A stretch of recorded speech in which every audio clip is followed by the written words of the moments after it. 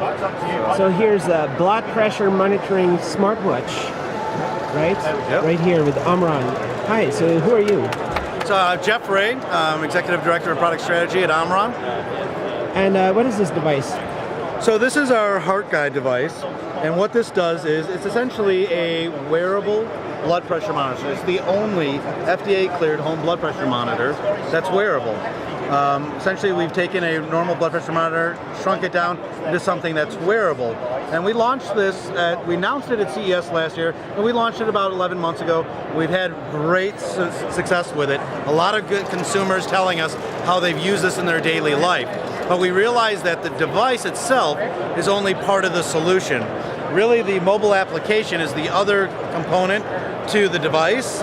So how does it do the blood pressuring? It actually expands in there? Yep, so inside here, there's actually a cuff that inflates.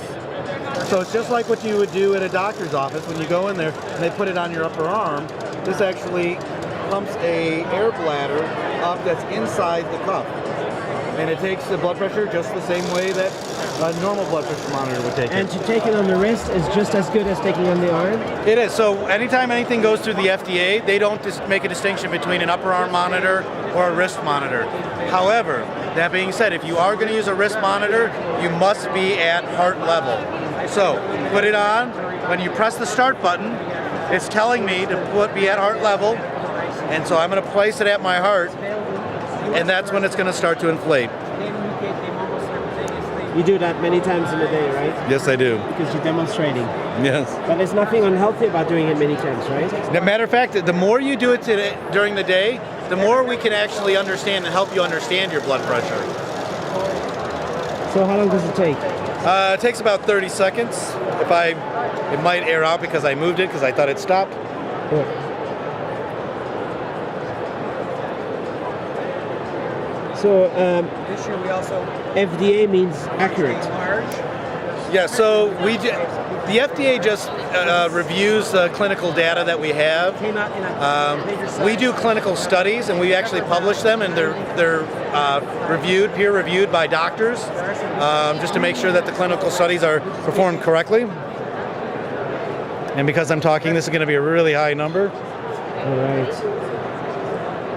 Well, my systolic's okay. My diastolic was a little high.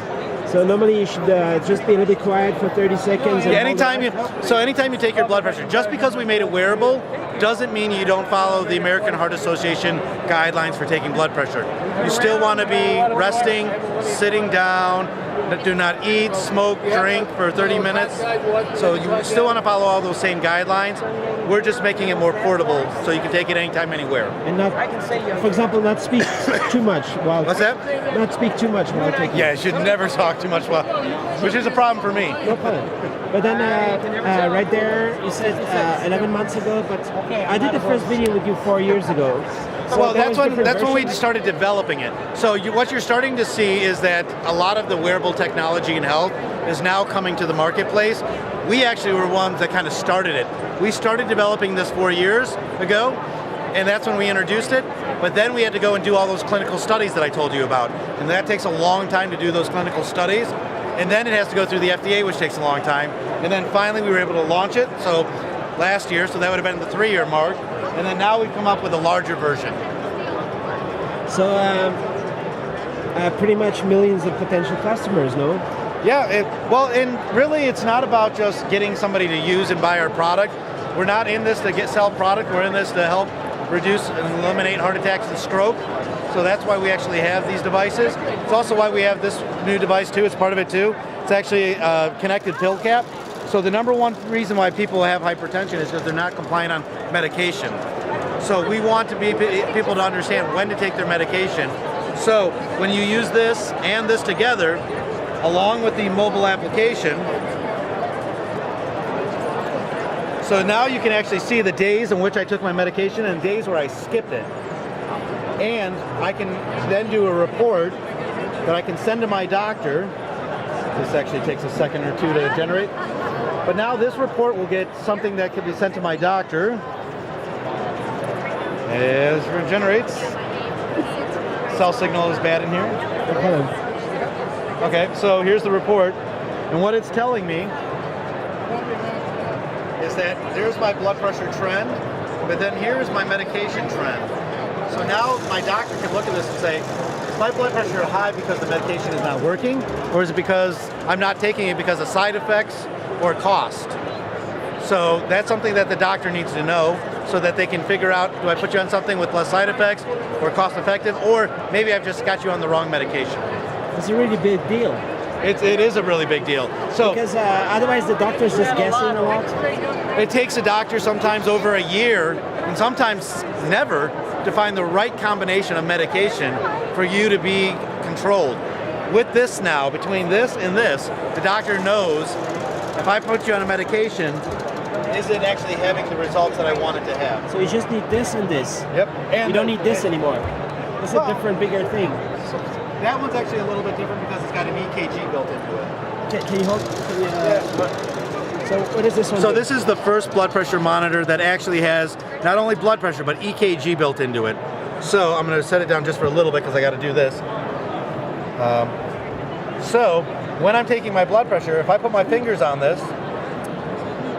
it's going to give you a EKG. So similar to what a doctor would look at if he were to do one in his office. A little different, but the same type of thing. It's not FDA, no? Yes, this is FDA cleared. Also. Yes. So this is part of a partnership with AliveCor. So you'll see there's the AliveCor name down here on the pads. They actually are doing the EKG part of it, where Omron is handling the blood pressure part of it. So it's to do with kind of like algorithms, figuring out the heart rate. Yep, so they're variability. analyzing the EKG signals and doing the interpretation, and Omron is doing the blood pressure. And the thing is there's about 6 million people that are diagnosed with AFib, but we know that number is likely much higher than that, but it's hard to diagnose. In the U.S. Just in the U.S. Just in the U.S. And we know that number is likely many, many times higher than that, but it's difficult to diagnose. So we know there's about 25 million people monitoring their blood pressure. So if we build the EKG into the blood pressure monitors, hopefully we can find those undiagnosed people with AFib. Nice. And what's the price? So on this one is $199. And this? So this one is $499. And a little pill?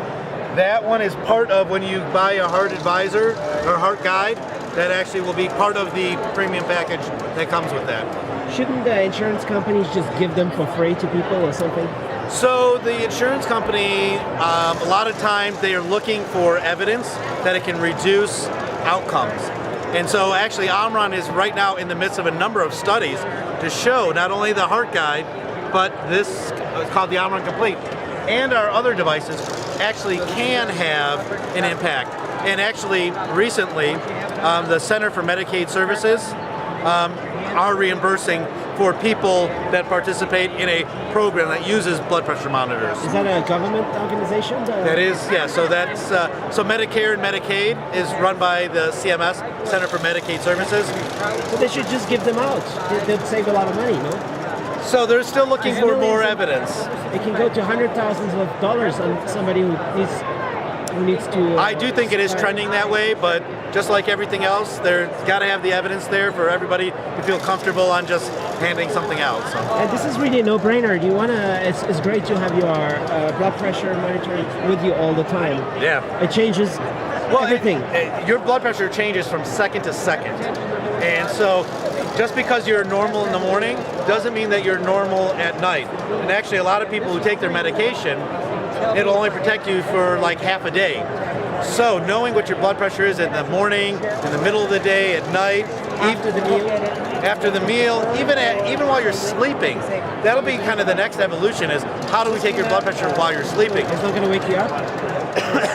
Well, that'll be companies like us to develop something that won't wake you up. And it's important for people who have diabetes. So